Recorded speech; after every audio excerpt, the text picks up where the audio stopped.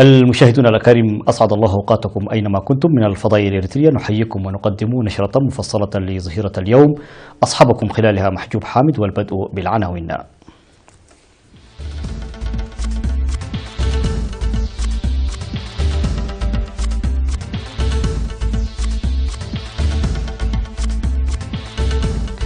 دعوة للتركيز على الزراعة النقدية في الإقليم الأوسط. أنشطة واسعة لحماية التربة وحفظ المياه في إقليم شمال البحر الأحمر. استمرار المناخ البارد حتى شهر مارس. زعماء الصين وبلدان آسيوية يناقشون مشروعات تنموية. كندا تشكو الولايات المتحدة لدى منظمة التجارة العالمية. وارتفاع ضحايا إعصار إيفا بمدغشقر.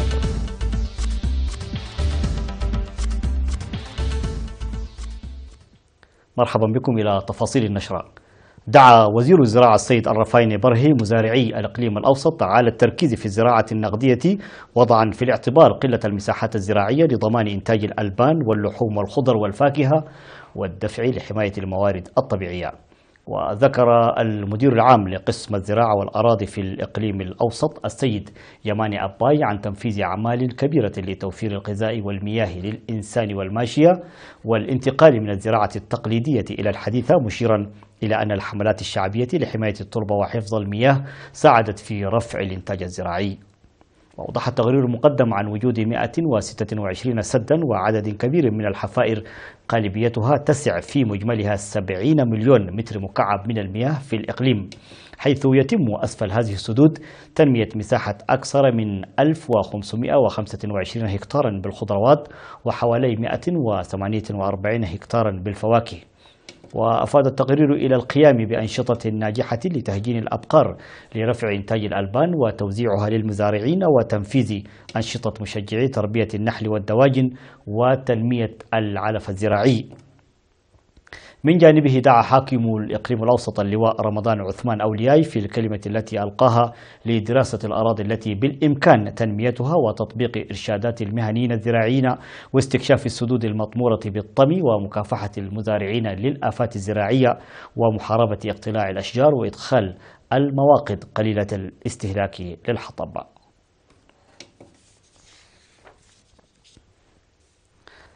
أعلن قسم الزراعة والأراضي في إقليم شمال البحر الأحمر عن تنفيذ أنشطة واسعة لحماية التربة وحفظ المياه في الإقليم.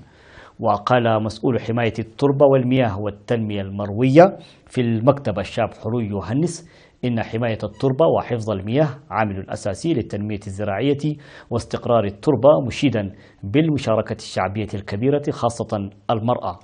وأوضح عن بناء مدرجات وحواجز مائية في مساقط المياه بطول 465 كيلومترا في مديريات نقفة وأفعبت وجندع، وصيانة الحفائر في ضاحيتي فلكت وقلامة بمديرية أفعبت. وأشار إلى أن الحفائر التي شيدت في ضواحي اندلال وماريت وبقلة ولابا بمديرية نقفة حققت نتائج جيدة، ويعمل السكان بأنشطة حماية التربة وحفظ المياه بتنظيم فعال. كما تم بناء حواجز مائية بدعم حكومي في مزارع شعب وقادم حليب وفرو وذولة وأفتة وإمبيرمي ودوغلي.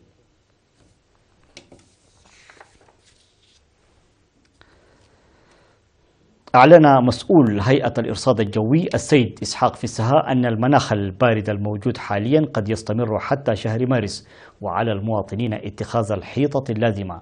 وقال إن المناخ في إريتريا يتأثر بالضغط الجوي الذي يحصل مرتين في الجزء الشمالي من الكرة الأرضية ومرتين في الجزء الجنوبي من الكرة الأرضية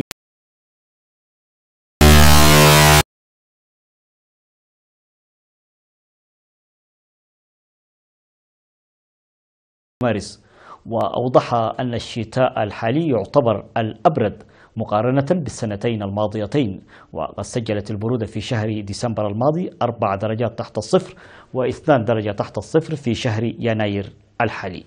ودعا لاتخاذ الحيطة في الملبس والمأكل تحسبا من أي أمراض ناجمة عن البرودة والحرارة في شهر يناير الحالي.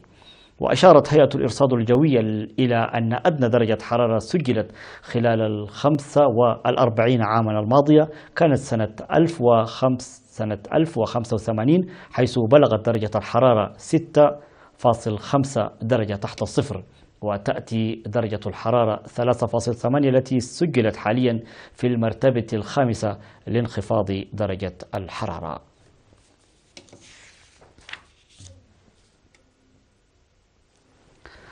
أوضح سكان مديرية حمل-مانو أن أنشطة إصحاح البيئة التي قاموا بها منذ بداية العام الجديد أسهمت في صحة أبنائهم ونظافة البيئة. وأشار السكان إلى حصولهم على الخدمات الاجتماعية الأساسية لتجمعهم، مؤكدين انتفاء ظاهرة الأمراض نتيجة مبادرات إصحاح البيئة في السنوات العشر الماضية. وذكر مكتب وزارة الصحة أن الجولات التي قام بها في قرى المديرية أظهرت تغيرا ملموسا في العادات الصحية. ودعت مسؤولة المركز الصحي في مديرية حمل-مانو الممرضة للتهنس من الاكتئاب لمواصلة حملات النظافة للدفع بالمكتسبات التي تحققت لإصحاح البيئة. من جانبه أكد مسؤول إصحاح البيئة في مكتب وزارة الصحة بإقليم عنسبة السيد برهاني قبر كدان على النتائج المرضية للحملات الشعبية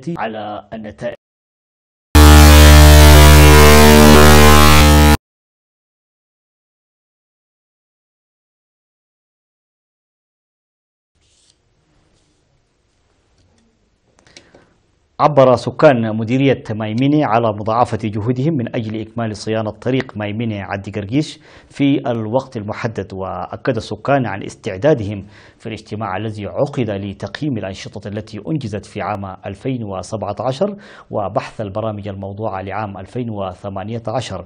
أوضح المدير التنفيذي في المديرية السيد كيداني فروي في الاجتماع الذي عقد في 4 يناير الجاري وشارك فيه ممثلين من 17 إدارات ضواحي. أوضح عن نجاح 80% من البرامج الموضوعة لعام 2017. وأفاد السيد كيداني بأن البرامج التي أنجزت تضم نشر وتوسيع الطاقة الكهربائية في مديرية مايميني وتنفيذ عملية إعادة توزيع الأراضي وبناء وصيانة البنى التحتية للخدمات التعليمية والحفاظ على المياه وحماية التربة والتشجير. وتباحث المشاركون في التقارير التي قدمت في المناسبة حول الإنجازات الصحية والتعليمية والزراعية والرعاية الاجتماعية في برامج التعليم والزراعة والبرامج الاجتماعية. هذا ويقطن في مديرية مايميني التي تقع في جنوب الإقليم الجنوبي أكثر من 60,000 شخص يزاولون الزراعة والرعي والتجارة.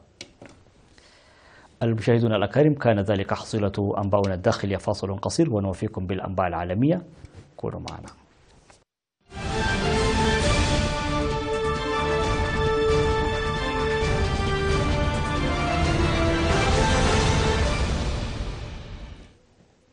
مرحبا بكم من جديد. وعلى الصعيد العالمي التقى زعماء البلدان المطلة على نهر ميكونغ بمنطقة جنوب شرق آسيا في العاصمة الكمبودية بنوم بي في ظل قوة دفع من جانب الصين لتشييد المزيد من السدود التي سوف تغير طبيعة تدفق المياه والفيضانات وتزيد من المخاوف البيئية.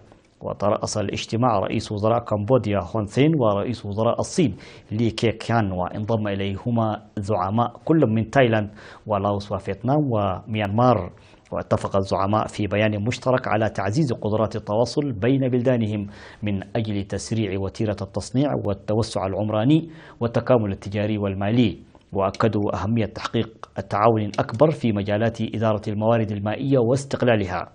من ناحية أخرى، قال رئيس مجلس الدولة الصيني رئيس الوزراء لي كيتشانغ إن قادة دول لانكاي ميكونغ توصلوا إلى توافق بشأن مصيرهم المشترك خلال اجتماع قادة آلية تعاون ليكانج ميكونغ الثاني الذي اختتم أمس الأربعاء بالعاصمة الكمبودية بنوم بين.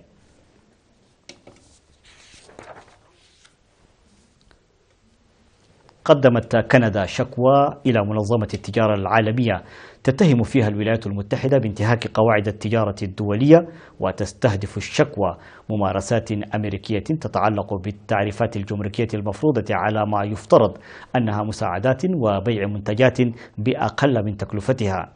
ويأتي هذا الإجراء وسط نزاعات بين البلدين حول قضايا مثل منتجات الألبان ومبيعات الطائرات والأخشاب.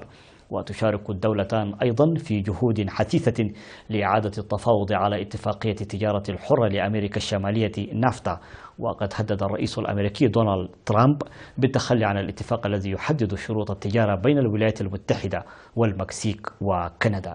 وتتهم كندا المفوضية الأمريكية للتجارة الدولية بأنها تتخذ قرارات أثناء نزاعات تصب في مصلحة واشنطن.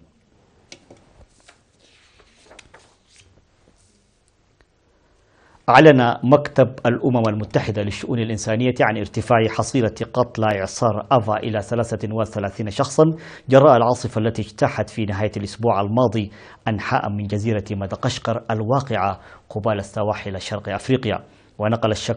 ونقلت شبكة إخبارية أمريكية عن السلطات في مدغشقر القول إن 22 شخصا في عداد المفقودين.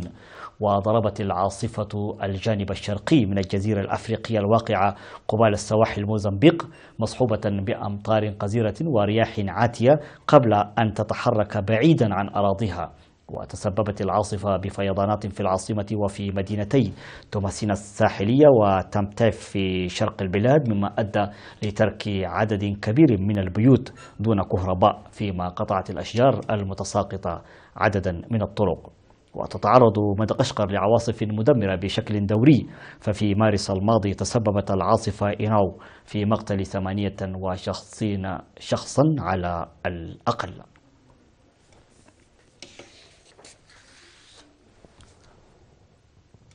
وفي الخبر الأخير شارك أكثر من 5000 رجل وامرأة في سباق للفوز بلقب أكثر اليابانيين حظا في العام الجديد غربي اليابان. وتجمع آلاف المشاركين أمام بوابة معبد نيشيتوميا الضخمة بمحافظة هوغو غربي اليابان في انتظار فتحه، معلنا بدء السباق الذي يعود تاريخ بدئه إلى القرن الرابع عشر الميلادي.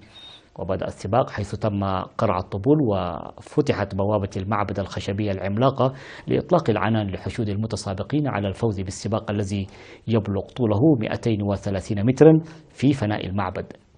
وكان طالب المدرسة الثانوية كورسو ساتو هو الأكثر حظا في السباق، وفاز بلقب الأكثر حظا بعدما تخطى جميع الصعاب هذا العام لإنهاء السباق لصالحه.